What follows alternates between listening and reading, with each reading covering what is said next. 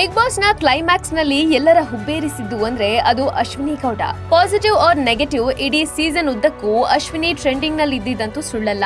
ಸೋತಾಗ ಕುಗ್ಗದೆ, ಗೆದ್ದಾಗ ಹಿಗ್ಗದೆ ಎಲ್ಲವನ್ನೂ ಮೆಟ್ಟಿ ನಿಂತ ಅಶ್ವಿನಿ ಆಟ ನಿಜಕ್ಕೂ ಸ್ಫೂರ್ತಿದಾಯಕ. ಇಡೀ ಸೀಸನ್ ವಿಲನ್ ತರ ಬಿಂಬಿತವಾಗಿ ಕೊನೆಯಲ್ಲಿ ದಿ ಬೆಸ್ಟ್ ಅನಿಸಿಕೊಂಡಿದ್ದು ಯಾವುದೇ ಕಾಕತಾಳೀಯವಲ್ಲ. ಅದರ ಹಿಂದೆ ಹೋರಾಟ, ಧೈರ್ಯ, ನೇರ ನಿಲುವು ಸಾಕಷ್ಟಿವೆ.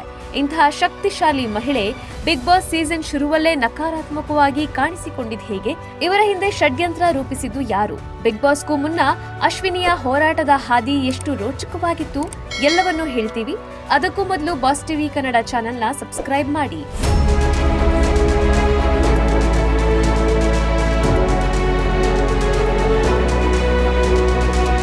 ಬಿಗ್ ಬಾಸ್ನಲ್ಲಿ ಸದಾ ಅನ್ಯಾಯದ ವಿರುದ್ಧ ಹೋರಾಡುವ ಹೆಣ್ಣು ಮಕ್ಕಳ ಪರವಾಗಿ ನಿಲ್ಲುವ ಅಶ್ವಿನಿಯವರ ಗುಣ ತೋರ್ಪಡಿಕೆಯಲ್ಲ, ಬದಲಾಗಿ ಅದೇ ಅವರ ಶಕ್ತಿ, ಅದೇ ಅವರ ವ್ಯಕ್ತಿತ್ವ.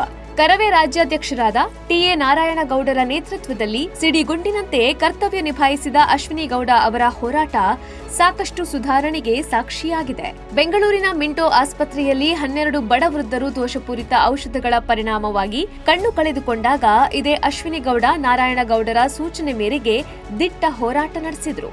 ಆದ್ರೆ ಅದಕ್ಕೆ ಪ್ರತಿಫಲವಾಗಿ ಸಿಕ್ಕಿದ್ದು ಅಶ್ವಿನಿ ಗೌಡರನ್ನ ಬಂಧಿಸಬೇಕೆಂಬ ಒತ್ತಾಯ. ಸುಳ್ಳು ದೂರಿನ ಪರಿಣಾಮ ದೇಶಾದ್ಯಂತ ಒಪಿಡಿ ಬಂದ್ ಆಗುವ ಸನ್ನಿವೇಶ ಎದುರಾಗಿತ್ತು. ಇದರಿಂದ ಕೋಟ್ಯಾಂತರ ರೋಗಿಗಳು ಆರೋಗ್ಯ ಸೇವೆ ಇಲ್ಲದೆ ಪರದಾಡುವಂತಹ ಸಂದರ್ಭ ಎದುರಾಗಿತ್ತು. ಆದರೆ ಜನಸೇವೆಯನ್ನೇ ಆದ್ಯತೆಯಾಗಿಟ್ಟುಕೊಂಡ ಅಶ್ವಿನಿ ಗೌಡ ನಾರಾಯಣಗೌಡರ ಸಲಹೆಯಂತೆ ಕಾನೂನಿಗೂ ಶರಣಾಗಿದ್ರು. ಆದರೆ ಕೊನೆಯಲ್ಲಿ ವೈದ್ಯರು ಕೊಟ್ಟ ದೂರು ಸುಳ್ಳು ಅಂತ ಸಾಬೀತಾಗಿ ಅಶ್ವಿನಿ ಗೌಡ ಅವರಿಗೆ ಜಾಮೀನು ಸಿಕ್ಕಿತ್ತು.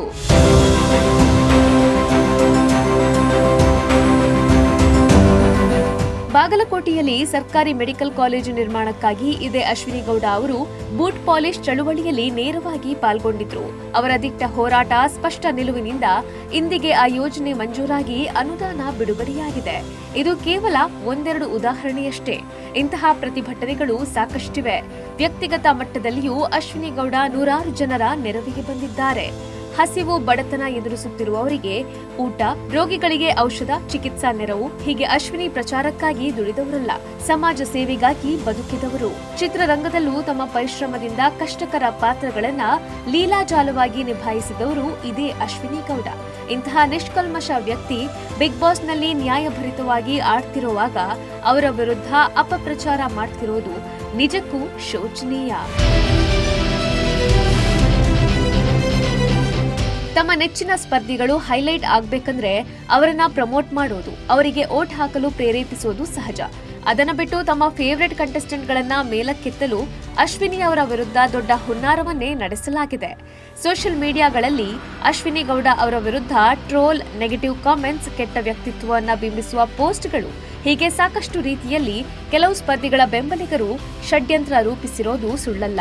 ತಮಗಿಷ್ಟವಾದ ಸ್ಪರ್ಧಿಗಳನ್ನ ಹೀರೋ ಮಾಡುವ ನಿಟ್ಟಿನಲ್ಲಿ ಪ್ರಬಲ ಸ್ಪರ್ಧಿಯಾಗಿದ್ದ ಅಶ್ವಿನಿ ಗೌಡ ಅವರನ್ನ ದೊಡ್ಡ ವಿಲನ್ ರೀತಿಯಲ್ಲಿ ತೋರಿಸಲಾಗ್ತಿದೆ.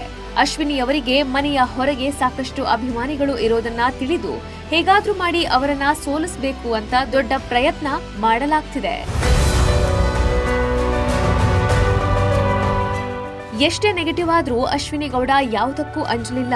ಕೆಲವು ಸ್ಪರ್ಧಿಗಳು ಎಷ್ಟೇ ಟ್ರಿಗರ್ ಮಾಡಿ ಪದೇ ಪದೇ ನಾಮಿನೇಟ್ ಮಾಡಿ ಮನೆಯಿಂದ ಹೊರಗೆ ಕಳಿಸಲು ಯೋಜನೆ ರೂಪಿಸಿದ್ರು ಗಟ್ಟಿಗಿತ್ತಿ ಮುಂದೆ ಅವರ ಯಾವ ಆಟವೂ ನಿಲ್ಲಿಲ್ಲ.